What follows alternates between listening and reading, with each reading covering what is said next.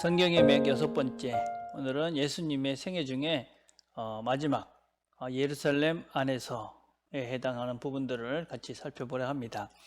우리는 지난주에 예수님의 공생애 중에 전반부에 해당하는 부분들 중에 끝부분을 이제 마지막으로 이제 정리를 안 했습니다. 여러분 가지고 있는 교재의 12페이지에 보시면 7번 이렇게 되어 있습니다. 복음서에 나타난 예수님의 자신의 정체성, 이렇게 이야기하고 있는데, 복음서에서 예수님께서는 자기 자신을 뭐라고 이야기하고 계시는가 하는 부분입니다. 첫 번째가 이제 인자입니다. 인자는 이제 사람의 아들, 뭐 그런 뜻이지 않습니까? 자, 그 당시에 사람들에게 있어서 예수님께서 하나님의 아들이다, 이런 것들에 대해서 사실 이해하기가 쉽지 않았습니다. 하나님은 하나님이고 사람은 사람인데 어떻게 하나님의 아들이, 또 사람의 아들이 하나님이 될 수 있는가? 이런 것들은 참으로 힘든 그런 부분이었습니다. 그래서 예수님께서는 그 인자, 사람의 아들이 이미 구약에서, 성경에서 오래전부터 그것이 오실 메시아, 그러니까 모든 권세를, 하나님의 권세를 부여받은, 그리고 이 세상을 심판하실 그분이었음을 예언하고 있는 말씀들을 통해서 그가 인자, 사람의 아들이지만 하나님이심을, 자기 자신을 그렇게 이제 소개를 하고 있습니다. 인자라고 등장하는 성경 구절은 에스겔서와 다니엘서인데, 다니엘서에 보면 조금 더 구체적인 이 메시아에 대한 모습들을 우리가 볼 수가 있습니다. 다니엘서 7장 13절에 보면, 내가 또 밤 환상 중에 보니 인자 같은 이가 하늘 구름을 타고 와서 옛적부터 항상 계신 이에게 나아가 그 앞으로 인도되되 그에게 권세와 영광과 나라를 주고 모든 백성과 나라들과 다른 언어를 말하는 모든 자들이 그를 섬기게 하였으니 그의 권세는 소멸되지 아니하는 영원한 권세여 그의 나라는 멸망하지 아니할 것이니라. 그래서 인자에게 하나님께서 이쪽부터 계신 그분께서 모든 나라와 권세와 영광과 그 나라를 영원히 다스리게 하실 것이다 라는 말씀, 이 말씀이 다니엘서에 있었고, 예수님께서는 거기서 사용됐던 그 인자가 바로 나다. 그래서 예수님은 자기 자신을 인자라고 소개하고 있는 것이 성경에 많이 등장을 합니다. 그래서 인자는 어떤 분이냐 보면, 요한복음 3장 13절에 이렇게 말합니다. 하늘에서 내려온 자, 곧 인자 외에는 하늘에 올라간 자가 없느니라. 하늘에서 내려와서 하늘로 가신, 그래서 하나님이지만 이 땅에 내려온 사람의 아들, 그가 다시 하늘에 올라간 그분이다. 그래서 인자, 자기 자신을 소개하죠. 또 뭐 여러 인자의 개념이 있지만, 이제 마가복음에서는 이름으로 인자는 안식일에도 주인이니라. 여러분, 이건 참 중요한 이야기입니다. 그죠? 안식일의 주인 누굽니까? 안식일의 주인은 하나님이죠. 그죠? 예. 그리고 그 안식일의 주인이 되신 하나님, 그래서 그 하나님께서 우리에게 참 쉼을 준다. 그래서 그 인자, 사람의 아들이 이제는 안식일에 참 안식을 주는 분이 된다. 그 얘기를 지금 하고 계시는 겁니다. 자, 두 번째, 예수님께서 자기 자신을 뭐라고 말씀하시고 계시냐면 하나님의 아들이다. 그렇게 이제 자기 자신을 소개합니다. 내가 하나님의 아들이다. 그런 표현을 직접적으로 하기보다는 그는 항상 하나님을 아버지다, 내 아버지께서, 아버지와 나는 하나다, 이렇게 이야기하시므로 그가 하나님의 아들이다 라는 것을 소개하고 있습니다. 하나님의 아들의 의미가 뭐라고 그랬습니까?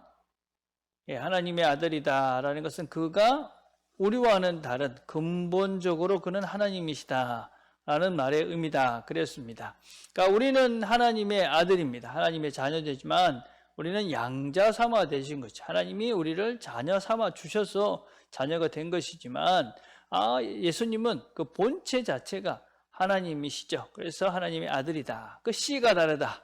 이렇게 이제 표현할 수도 있는 것이. 그래서 나는 하늘로부터 온 하나님이다. 이 표현이 사실은 하나님의 아들이다. 이런 표현이다. 그랬습니다.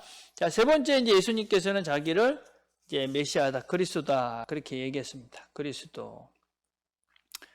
그리스도는 우리가 똑같은 메시아지 않습니까? 그죠? 그래서 우리는 이 메시아를 생각할 때는 세 가지를 생각하라고 그랬습니다. 그죠? 왕, 선지자, 그 다음에 제사장, 그래서 그분은 왕으로 오셨습니다. 근데 왕으로 왔는데 우리를 다스립니다. 근데 이게 좀 우리와 차원이 다른 사랑으로 우리를 다스리는 왕이시죠. 선지자입니다. 우리에게 말씀하십니다. 그가 설교를 통해서 또 그의 삶을 통해서 우리에게 말씀하십니다. 제사장이 되십니다.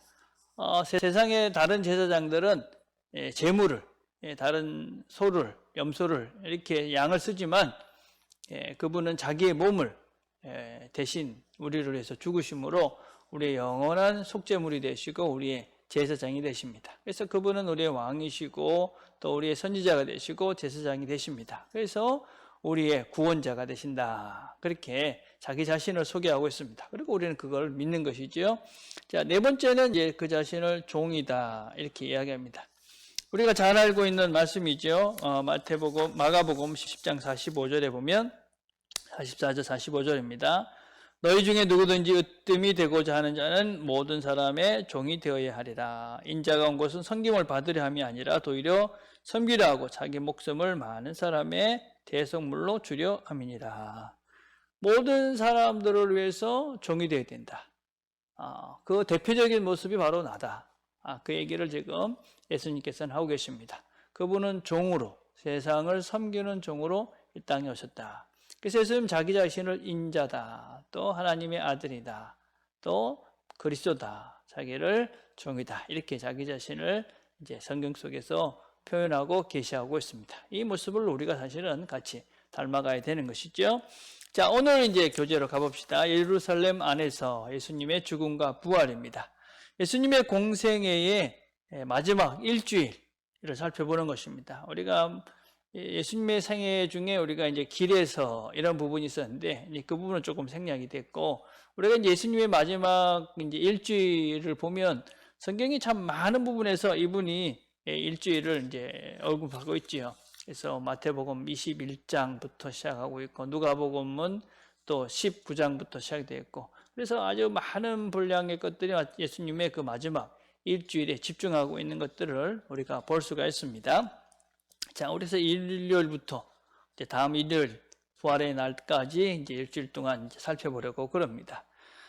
자, 예수님의 마지막 일주일 중에 일요일부터 시작을 해봅시다. 자, 일요일은 예루살렘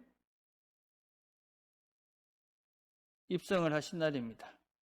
예루살렘 입성을 할 때 우리가 아시는 대로 예수님께서는 나귀 새끼를 타고 입성을 하십니다. 이건 스가랴 9장에서 이미 예언된 그런 말씀이죠. 이거는 우리가 이제 겸손의 왕, 뭐 그런 의미를 담아서 예수님께서 나귀 새끼를 타고 들어가셨다 하는 것을 알 수 있습니다. 자, 모든 사람이 뭐라고 얘기합니까? 호산나, 다윗의 후손이요. 자, 그래서 모든 사람들이 이 예수님을 메시아다, 그렇게 믿고 열렬히 환호를 합니다. 이들이 얼마나 환호를 했는지 우리가 요한복음 12장 19절을 보면 이렇게 기록되어 있습니다. 바리새인들이 서로 말하되 볼지어다 너희 하는 일이 쓸데없다. 보라 온 세상이 그를 따르는도다. 예수님께서 예루살렘 성전에 입성할 때에 모든 사람들이 소리를 지르며 호산나 다윗의 자손이여 이스라엘의 왕이여, 요한복음에서는 이스라엘 왕이라고 그렇게 아주 극적으로 표현을 하고 있습니다. 사람들이 그렇게 소리를 지르니까 그 전에 이 바리새인들은 어떻게 예수를 죽일까 그런 계획을 짜고 있었는데, 이걸 보니까는 어떻게 할 수 없다. 온 세상이 그를 따르고 있다. 이렇게 표현할 정도로 예수님께서 예루살렘을 입성하실 때는 그 백성들이 그렇게 열렬히 예수님을 환호했던 것들을 우리가 볼 수가 있습니다. 그런데 어떻습니까? 그런데 그들이 환호하고 기다렸던 그 메시아가 아니었습니다. 그래서 그들은 예수님을 버리고 십자가에 못 박습니다. 자, 월요일입니다. 월요일은 우리가 잘 아는 월요일의 이제 사건은 성전 정화 사건이다, 이런 얘기를 하죠. 예수님께서 성전에 들어가셔서 예루살렘의 성전 안에 들어가셔서 거기에서 돈 바꾸는 자들, 또 동물을 파는 자들, 뭐 이런 여러 장사하는 사람들을 이렇게 쫓아내신 그 이야기가 기록되어 있는 것이 그 날이 바로 이제 월요일입니다. 자, 예수님께서 마가복음 11장 12절과 21절을 쭉 읽어오면 예수님께서 뭐라고 이야기를 하고 있냐면 이 성전은 원래 어떤 곳이냐? 이 성전은 원래 만민이 기도하는 집이다. 근데 너희들이 지금은 강도의 소굴을 만들었다. 이렇게 말씀하십니다.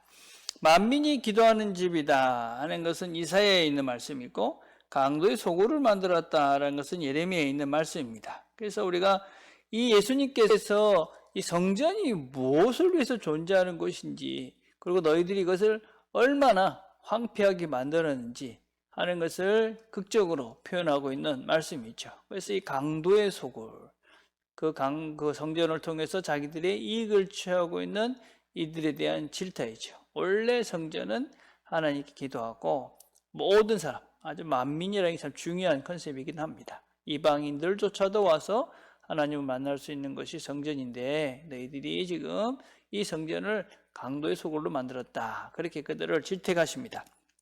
자, 그런데 이제 그 다음에 이제 이 성전 정화 사건 앞뒤에 어떤 사건이냐면 무화과 저주 사건이 기록이 되고 있습니다. 예수님께서 베다니에서 들어오셔서 예루살렘 입성하기 전에 길에 있는 이 무화과 나무를 보게 됩니다. 잎이 무성했습니다. 그래가지고 예수님께서 그 나무에 뭔가 먹을 것이 있는가 하여 갔는데 거기에 무화과가 없었습니다. 그래서 예수님께서 그 나무를 저주하십니다. 그리고 성전을 정화하고 난 다음에 돌아오는 길에 보니까 그 무화과 나무가 말라서 죽었다 하는 것이 이 성전 사건의 앞뒤에 이렇게 기록이 되어져 있습니다. 자, 이건 어떤 의미를 갖고 있는 것이냐면 사실은 이렇게 입만 무성한, 그래서 종교적 형식만 가득 찬 그 이스라엘 그 종교, 그것은 결국은 버림을 받게 될 것이다. 이런 말씀을 이제 전제하고 있는 것이죠. 근데 거기에 보면 아주 재밌는 구절이 있습니다. 그래서 마가복음 11장 13절에 보면 멀리서 잎사귀가 있는 한 무화과 나무를 보시고 혹 그 나무에 무엇이 있을까 하여 가셨더니 가서 보신즉 잎사귀 외에 아무것도 없더라. 이는 무화과의 때가 아님이러라. 이 무화과의 때가 있습니다. 때. 어떤 성경은 영어로 이렇게 시즌이라고 되어 있습니다. 이게 사실 시즌이 아닙니다. 이건 시즌이 아니고 때, 어떤 시점을 얘기하는 것입니다. 시간이라고 이야기할 때 헬라어에는 두 가지 시간대가 있습니다. 하나는 카이로스라는 말인데 그냥 카이로스 이렇게 쓸 수 있습니다. 하나는 크로노스입니다. 크로노스. 이 카이로스라는 것은 이건 때, 우리가 얘기할 때 이제 역사의 어떤 한 기회의 시간, 또 다른 시간, 하나님의 간섭의 시간, 이렇게 이해하는 이 카이로스라는 때가 있고, 크로노스는 그냥 시간입니다. 시간. 흘러가는 시간. 자, 여기서 이 무화과의 때라고 이야기한 이 때는 카이로스입니다. 카이로스.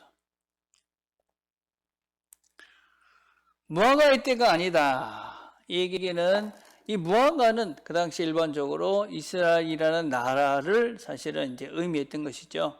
그래서 그 이스라엘의 때, 사실은 열매를 맺어야 되는데 열매를 못 맺는 하나님의 역사가 시간 속에 들어오지 않던 그때를 얘기하는 것이죠.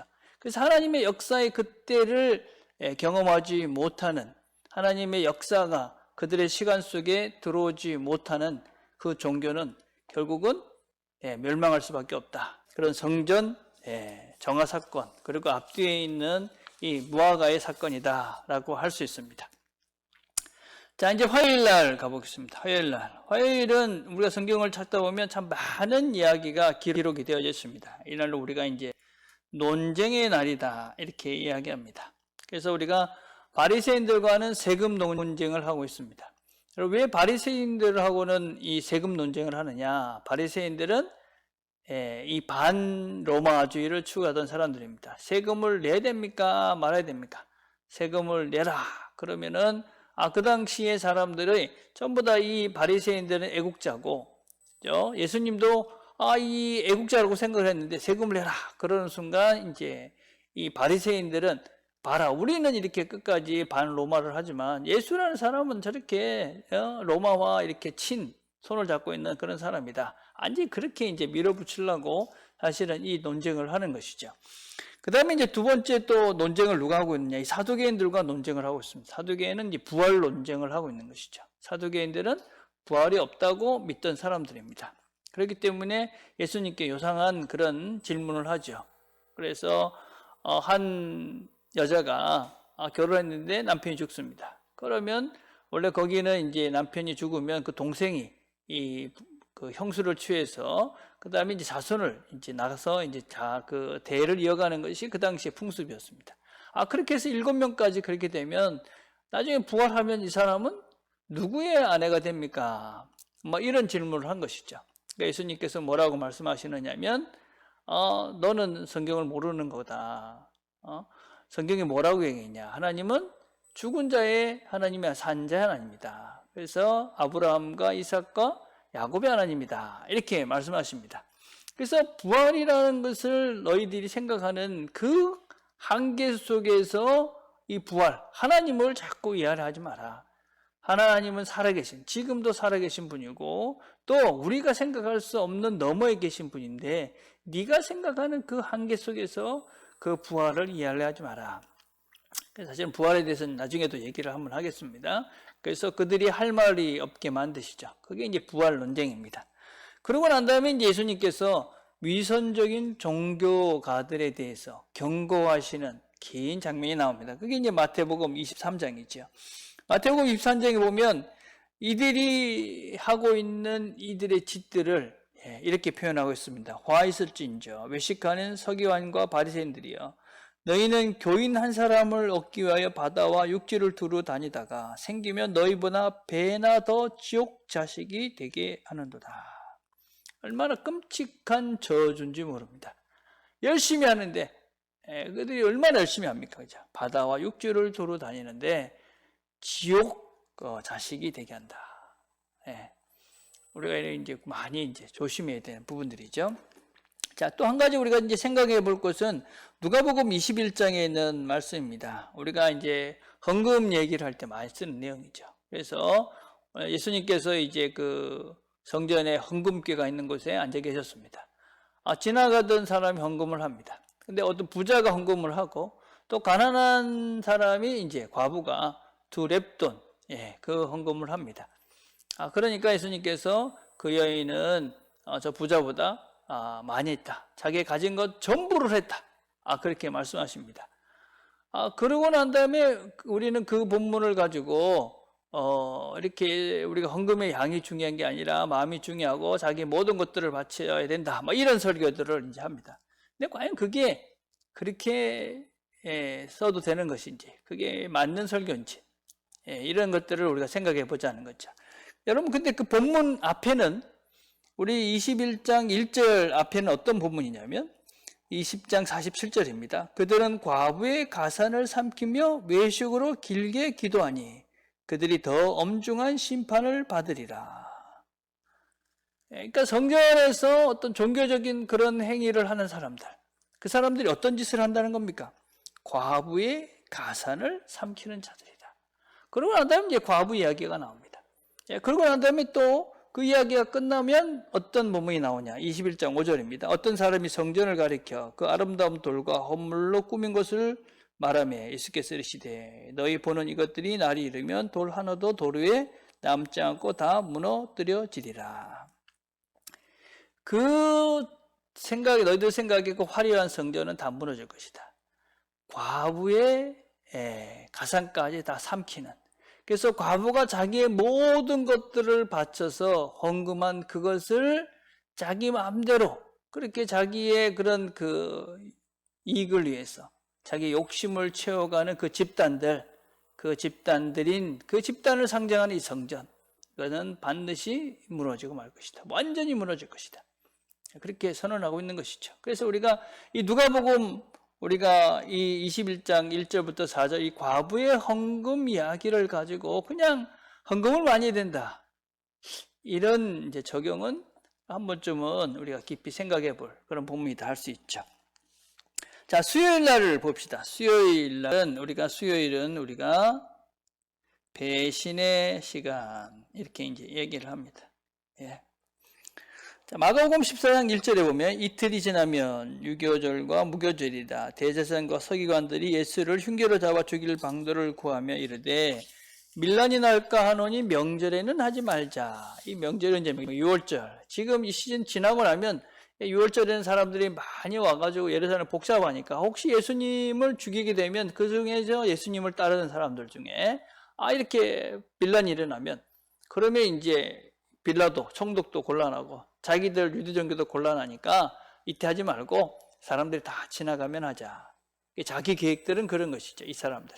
근데 예수님께서는 6월절에 어린 양으로 오셨기에 그때 이제 죽으셔야 했죠. 사람들 자기들 계획대로 세상이 되는 것 같지만 실제는 그게 안 되는 것이죠. 자, 그 시작이 되는 날이 바로 이 수요일입니다. 오늘 본문 22장 3절에 보면 12 중 하나인 가룟이라는 부르는 유다에게 사탄이 들어가니. 이런 본문들을 우리가 이제 잘 읽어야 되는 거죠. 사탄이 가룟 유다에 들어갔으니까 사탄 때문에 가룟 유다는 어쩔 수 없었다. 어떻게 생각하십니까? 우리의 죄 짓는 거는 전부 다 사탄 탓이죠. 사탄이 우리한테 들어와서 우리가 죄를 짓는 거죠. 그렇습니까? 예. 여러분, 우리가 예수님께서 시험을 받으셨습니다. 그러한 다음에 모든 시험을 이기셨습니다. 어떻게 했습니까? 사탄이 잠시 떠나가 있었다. 사탄은 늘 유혹하죠. 예. 우리를 다 유혹하고 우리가 시험에 빠지게 하고 죄를 짓게 늘 틈만 나면 우리를 유혹합니다. 그렇죠? 누가 문을 엽니까? 그 유혹의 문을 열어 죄를 짓는 것은 나입니다. 여러분, 사단은 유혹을 할 뿐입니다. 누가 죄를 짓느냐? 그거는 내가 죄를 짓는 것입니다. 우리가 이런 착각을 자꾸 하면서 내가 죄 짓는 것은 사탄이 그래서 어쩔 수 없다.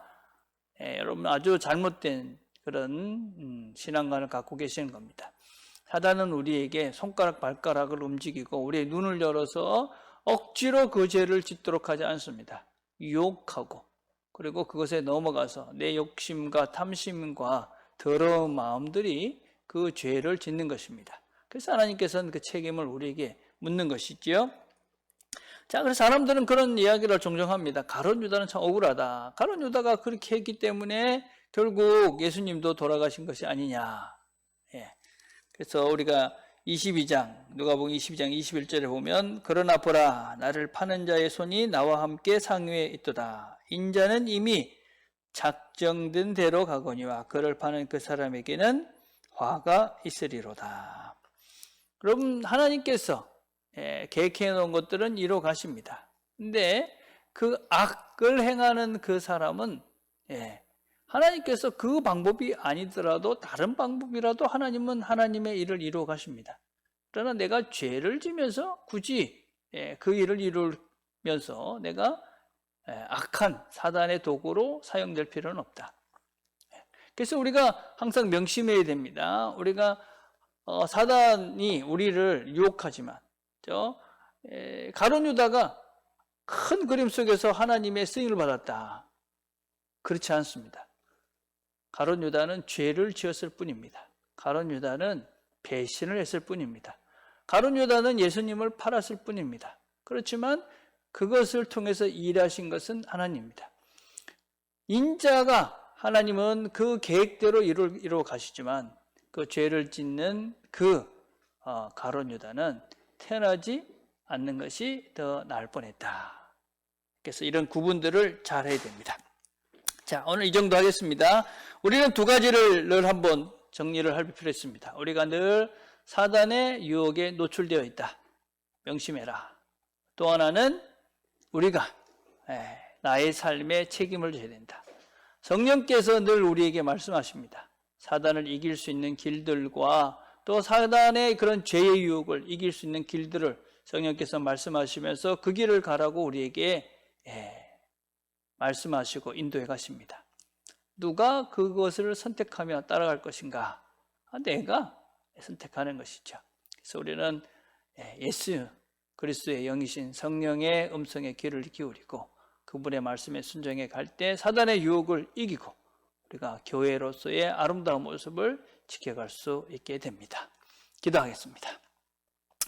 하나님 아버지, 우리가 예수님의 마지막 일주일을 살펴보고 있습니다. 하나님, 이 시간들을 살펴보면서 우리가 무엇을, 예수님의 어떤 모습을 잘 배워야 할지를 기억하고 예수님의 모습을 따라서 순종하며 그 걸음 잘 걸어가는 우리 모두가 되도록 은혜를 베풀어 주옵소서. 예수님의 이름으로 기도드립니다. 아멘.